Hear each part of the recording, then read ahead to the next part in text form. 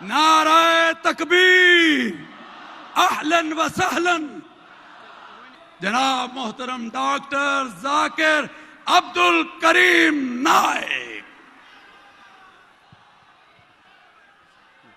الحمدللہ والصلاة والسلام علی رسول اللہ وعلی آلہ وصحبہ اجمعین، اما بعد، اعوذ باللہ من الشیطان الرجیم، بسم اللہ الرحمن الرحیم، واعتصموا بحبل اللہ جميعا ولا تفرقوا، رب اشرح لی صدری ویسر لی امری واحلل عقدۃ من لسانی یفقہوا قولی۔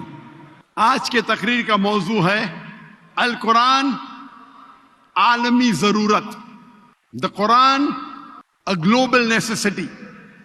القرآن اللہ سبحانہ و تعالیٰ کی آخری وحی، آخری کتاب ہے جو نازل کی ہے آخری پیغمبر محمد صلی اللہ علیہ وسلم پر۔ اللہ سبحانہ و تعالیٰ فرماتے سورہ رعد میں، سورہ نمبر 13 آیت نمبر 38 میں، وَلِكُلٍّ أَجْلٍ کتاب، ہر دور میں اللہ نے ایک کتاب نازل کی، ایک وحی نازل کی۔ نام سے قرآن مجید میں صرف 4 اللہ کی کتابوں کا ذکر ہے، توراہ، زبور، انجیل اور قرآن۔ توراہ وہ وحی، وہ کتاب ہے جو موسیٰ علیہ السلام پہ نازل کی گئی تھی۔ زبور وہ کتاب، وہ وحی ہے جو نازل کی گئی تھی داؤد علیہ السلام پر۔ انجیل وہ کتاب ہے، وہ وحی ہے جو نازل کی گئی تھی عیسیٰ علیہ السلام پہ۔ اور قرآن مجید آخری کتاب، آخری وحی جو نازل کی گئی تھی آخری پیغمبر محمد صلی اللہ علیہ وسلم پہ۔ قرآن مجید جتنی بھی انسان کے مسائل ہے، جتنے بھی انسانیت کے مشکلات ہے، اس کا حل قرآن مجید میں ہے۔ انسان کے جتنے مسائل ہے، انسانیت کے جتنے مشکلات ہے، سب سے اچھا حل کون دے سکتا ہے؟ ہمارا خالق، ہمارا مالک، ہمارا رب اللہ سبحانہ و تعالی۔ اسی لیے میں کہتا ہوں قرآن مجید عالمی ضرورت ہے۔ اللہ کے رسول فرماتے ہیں کہ آپ قرآن پڑھو، اس کو سمجھو اور قرآن کے بارے میں لوگوں کو اس کے پیغام کو پھیلاؤ۔ وآخر دعوانا الحمدللہ رب العالمین۔ جنت میں جانے کے لیے مسلمان ہونا ضروری ہے یا مسلمان ہی جنت میں جا سکتے ہیں؟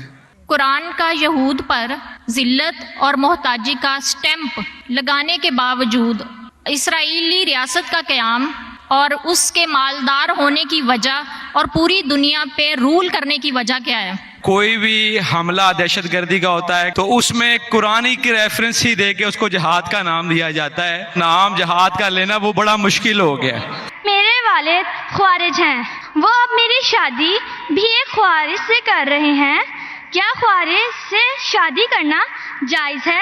میں پچھلے 4 سال سے ریلیجن کو پریکٹس نہیں کر رہا۔ میرا ایک معاشرے میں کردار ہے یا دوستوں میں ہے، وہ بھی بہت اچھا ہے۔ جب سارے میرے معاملات ٹھیک ہیں تو مجھے کیوں مذہبی ہونا چاہیے؟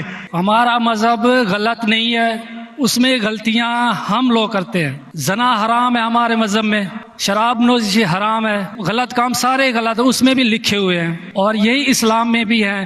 یہ دونوں جو ہے نا مطلب کہ کامن ہے ان میں۔ صرف اس بنیاد پر ہمیں دوزخ میں ڈال دیا جائے گا کہ ہم صرف کلمہ نہیں پڑھتے۔ آپ نے کہا تھا کہ بائبل مقدس میں کوئی ایک آیت جو اس بات پر دلالت کرتی ہو کہ حضرت مسیح نے کہا ہو کہ میں خدا ہوں۔ اسلام کے مطابق حضرت عیسیٰ علیہ السلام زندہ آسمانوں پر اٹھا لیے گئے، تو عملی طور پہ یہ کیسے ممکن ہے کہ یہ فانی جسم جو ہے اس کی ضروریات آسمان پہ پوری بھی ہو رہی ہیں اور وہ زندہ ہیں اور پھر واپس آئیں گے؟